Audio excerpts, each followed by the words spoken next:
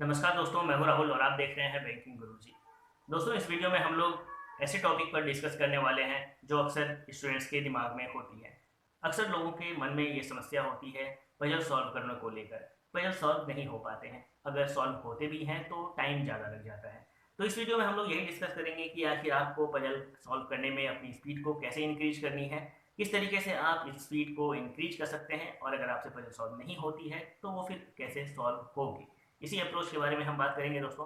Live में नहीं आ पाया क्योंकि अगर लाइव आकर मैं ये चीज़ आपको समझाने की कोशिश करता तो टाइम ज़्यादा लग जाता और आपके कमेंट्स आते, क्वेश्चंस आते, फिर मैं उनका भी रिप्लाई करने लग जाता, तो थोड़ा सा टॉपिक से हम लोग हट जाते।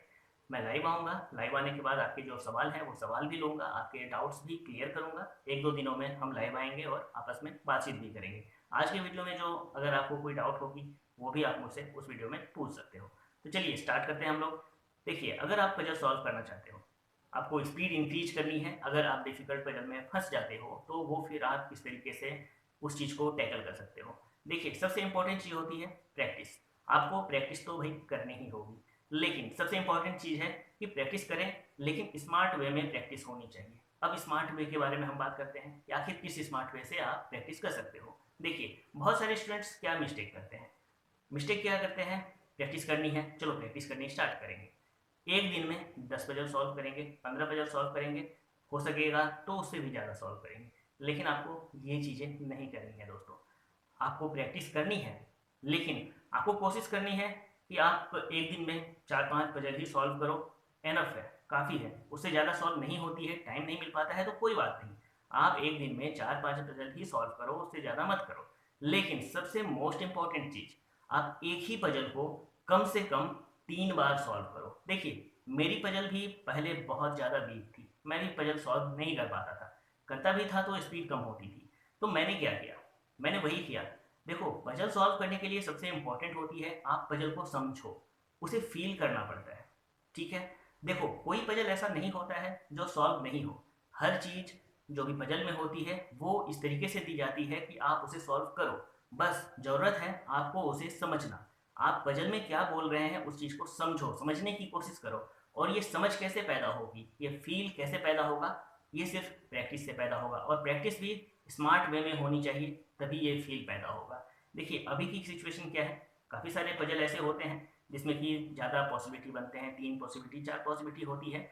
लेकिन जब आप प्रैक्टिस करोगे जिस तरीके से मैं आपको बताऊंगा, तो काफ़ी समय ऐसा होगा कि आपको पहले ही फील आ जाएगा कि इस पॉसिबिलिटी से अगर मैं आगे बढ़ता हूँ तो पजल सॉल्व नहीं होगा, लेकिन इस पॉसिबिलिटी से अगर मैं आगे बढ़ता हूँ तो वो मैं सॉल्व कर पाऊंगा। मेरे साथ अक्सर ऐसा होता है, अगर मैं पजल सॉल्व कर रहा होता हूँ तो काफ़ी बार ऐसा होता है, कितनी बार, कि मैं सीधा उसी पॉसिबिलिटी से आगे बढ़ता हूँ जिससे वो सॉल्व होने वाला होता है। एक्स्ट्रा पॉसिबिलिटी मैं स्किप कर देता हूँ। पता चल जाता है पहले ही कि भाई ये पॉसिबिलिटी से अगर मैं आगे बढ़ता हूँ तो वो सॉल्व नहीं होगा, लेकिन वो मैं आपको वीडियो में जब बताता हूँ तो सारी पॉसिबिलिटी को लेकर चलता हूँ ताकि कोई कन्फ्यूजन नहीं रहे।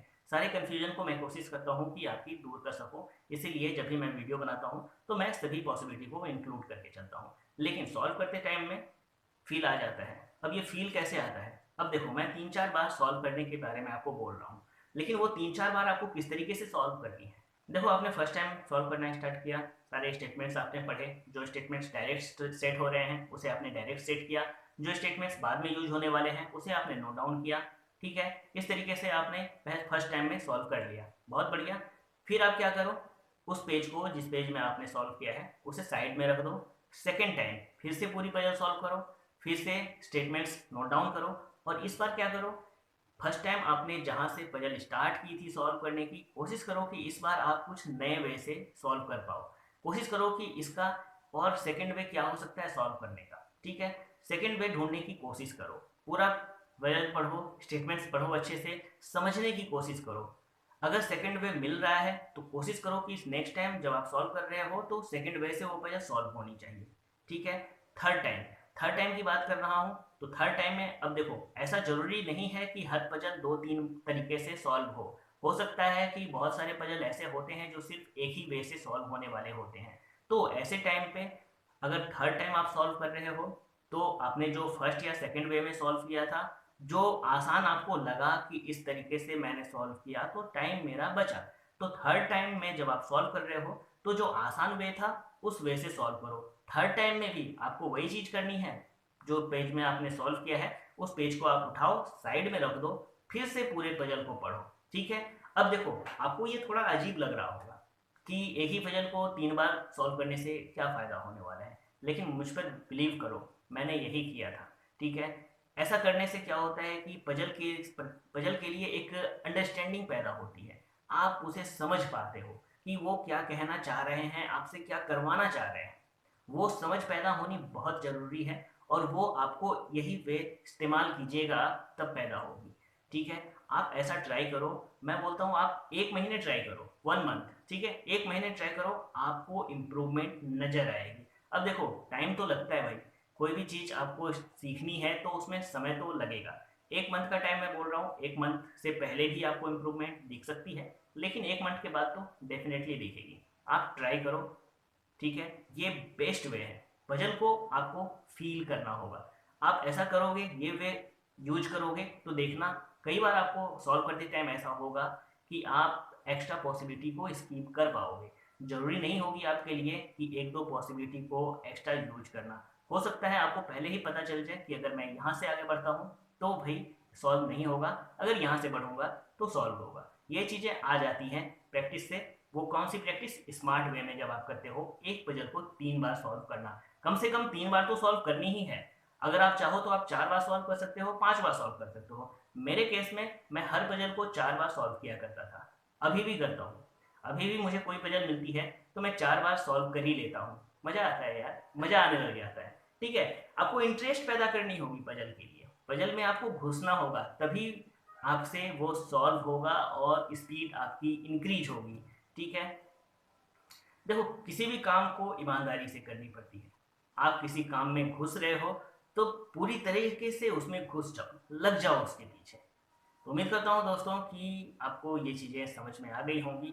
आप एक बार कोशिश करके देखो, और डेफिनेटली मैं बोल रहा हूँ आपका पजल इम्प्रूव होगा। डिफ़िकल्ट लेवल के पजल्स भी आपसे सॉल्व होंगे। बस दिमाग में एक बात रखना कि पजल है तो भैया सॉल्व तो होगा ही। बस ज़रूरी है कि ये कहाँ से सॉल्व होना है, वो चीज़ आपको पकड़नी है। और वो पकड़ में आएगा, सारी क्लूज, सारी चीज़ें आपको स्टेटमेंट्स में देकर रखी होती हैं। कोई भी पजल नहीं देंगे वो जो सॉल्व नहीं होने वाला है। हर पजल सॉल्व होता है, बस आपको कहाँ से सॉल्व होगा ये चीज़ पकड़नी है। अगर आप वो पकड़ लेते हो तो ज़रूर सॉल्व होगा। और ये चीज़ आपको तब पैदा होगी, तब समझ में आएगा जब आप एक पजल को 3 से 4 बार सॉल्व करोगे। डेली सॉल्व करो 4-5 पजल। ठीक है। और हर पजल को 3 से 4 बार सॉल्व करो, इतना ही करना है। डेली 10-20 सॉल्व नहीं करने हैं। ठीक है। तो उम्मीद करता हूँ दोस्तों कि आपको ये वीडियो पसंद आई होगी। सारी चीज़ें जो मैंने बताई पजल के बारे में वो समझ में भी आई होंगी, और वीडियो आपको पसंद आया होगा।